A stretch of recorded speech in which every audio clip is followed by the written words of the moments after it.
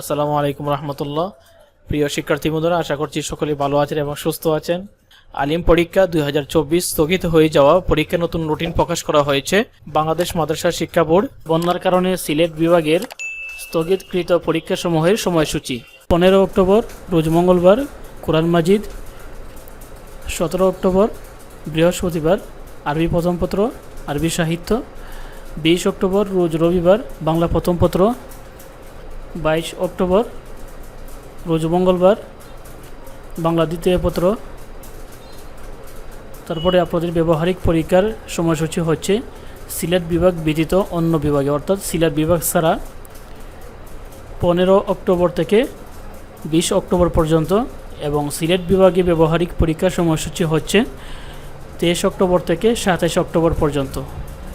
তো আমি আমার ভিডিওর ডেসক্রিপশন বক্সে এই রুটিনটি দিয়ে দিব, আপনারা এখান থেকে ডাউনলোড করতে পারবেন।